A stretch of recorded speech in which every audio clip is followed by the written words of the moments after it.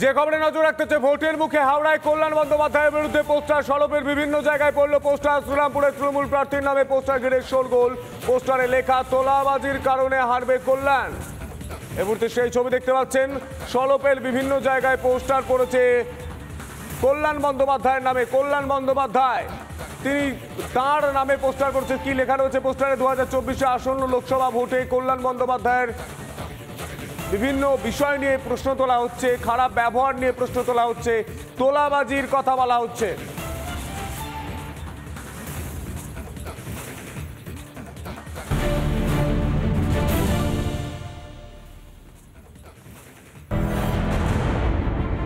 রাজ্য সরকারের বিরুদ্ধে সরাসরি জালিয়াতির অভিযোগ করছেন। টাকা চাইতে এলে বলছেন বাপের টাকা নাকি? Why not? What language do you want me to speak? The Sandesh Khali language? Is it my father's money? Is perfectly acceptable at a Bengal where violence, political violence is the language you speak. I don't do political violence. 23,000 people were recruited and the Supreme Court has said, please, no, it's wrong. Are they not middle class and poor? Every scandal that has happened in Bengal, which has gone to the Supreme Court after passing through the High Court, after passing through various agencies, are all hitting the poorest of the poor.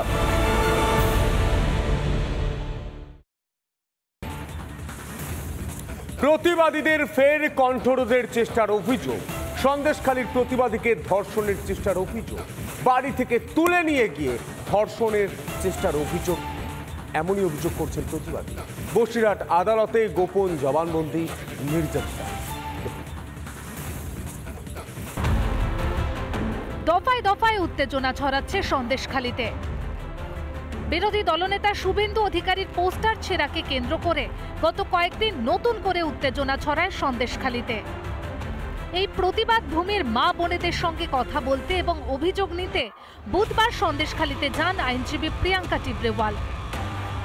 তাঁর কাছে শাসক নেতাদের অত্যাচারের অভিযোগ জানান প্রতিবাদীরা। এতদূর সব ঠিকই ছিল। সন্ধে গড়াতেই এক প্রতিবাদী মহিলাকে মুখ বেঁধে বাড়ি থেকে তুলে নিয়ে যাওয়ার অভিযোগ ওঠে। অভিযোগ তৃণমূল আশ্রিত দুষ্কৃতীদের বিরুদ্ধে। তাকে ধর্ষণের চেষ্টা করা হয় বলে অভিযোগ। মুখটা চেপে ধরে, তারপর আমি কিছুই কাউকে চিনতে পারিনি। না চিনতে পারার পর আমাকে টানতে টানতে নিয়ে গেছে। আমি পুকুরের খোলে পড়ে গেছি। ওখান থেকে আবার টেনে নিয়ে আমাদের মাঠের অফ সাইডে ঘেরির আমাদের ওইখানে, যখন আমার মেয়ে মা মা করে ডাকছে, তখন মুখটা বেঁধে দিয়ে ওইখানে কুকুর চেঁচামেচি করছে, তখন আমাকে ওইখানে ফেলে দিয়েছে। তখন সবাই খোঁজাখুঁজি করছে। তারপরে আমি আস্তে আস্তে হাঁটতে হাঁটতে সাইডের দিকে এসেছি। আসার পর তখন বাড়ির লোক এসে আমি কান্নাকাটি করছি। তখন সবাই বাড়ির চারিদিকে শব্দ হচ্ছে শুনে সবাই বেরিয়েছে। যাতে কেউ আওয়াজ না পায় তার জন্য মুখ বেঁধে ধর্ষণের চেষ্টা করা হয় বলে অভিযোগ নির্যাতিতার স্বামীর, যিনি পেশায় সিভিক ভলেন্টিয়ার। টিবুর যে ঘেরি আছে সেই ঘেরির বাঁধের ওখানে নিয়ে যায় এবং নিয়ে গিয়ে ওখানে ওরা বলে যে ফোন করে দিলীপ মল্লিক এবং পিকাইয়ের কাছে বললো ফোন করে দেখ একে কোথায় রাখবো। ও পাশ থেকে কেউ বলতে চাইছে যে বলছে যে ওকে রেপ করতে লাগ, আমরা যাচ্ছি।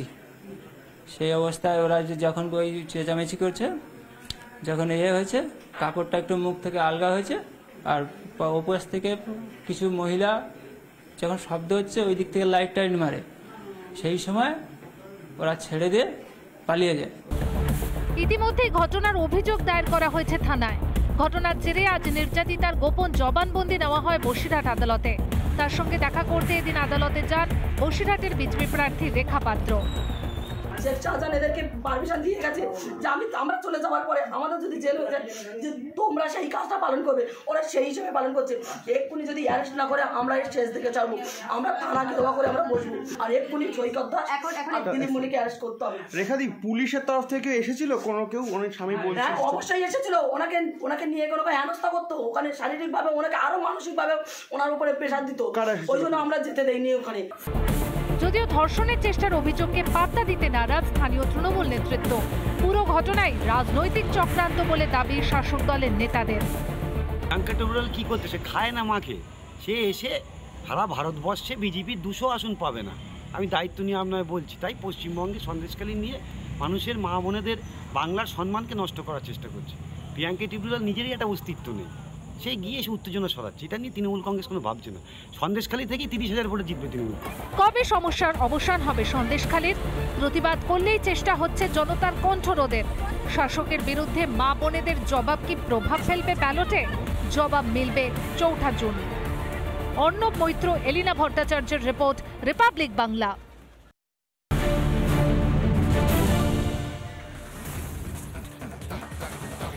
সিএ জন্যর আবেদন হয়ে গিয়েছে ইতিমধ্যে, শুরু হয়ে গিয়েছে আবেদন। সিটিজেনশিপ সার্টিফিকেট পেয়েছেন 14 জন। এবার সিএর আবেদনপত্র জমা দিতে ঠাকুরবাড়িতে মতুয়াদের বিরাট ভিড়। দেখুন,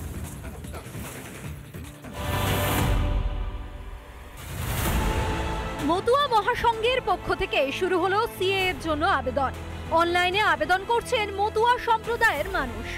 ঠাকুরনগরের ঠাকুরবাড়িতে উত্তর 24 পরগনা ও নদিয়া জেলা থেকে আসা কয়েকজন মতুয়া সিএ এর জন্য আবেদন করেন। কি কি লাগছে? এখানে আধার কার্ড লাগছে, প্রমাণপত্র লাগছে, জমা দিচ্ছেন এখানে? আবেদন করতে দরকার পড়ছে আধার কার্ড, ভোটার কার্ড, জমির দলিল। আর যাদের এই নথি নেই তারা মতুয়া মহাসংঘের কার্ড ও কোর্টের এফিডেভিটের মাধ্যমেই আবেদন করতে পারবেন। সিএ এর জন্য আবেদন করতে পেরে খুশি মতুয়ারা।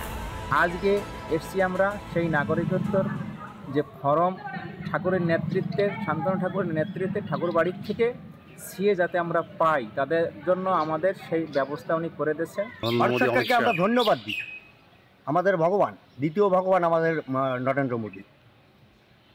তার জন্য আমরা এই নাগরিকত্ব পালাম, এই সিআরটা করতে পারছি। অন্যদিকে হাওড়ার বেগড়ি এলাকায় শ্রীরামপুরের বিজেপি প্রার্থী কবির শঙ্কর বোসের সমর্থনে জনসভা করেন মিঠুন চক্রবর্তী। আর সেই সভাতেও সিএ নিয়ে মমতা বন্দ্যোপাধ্যায়কে নিশানা করেন মিঠুন।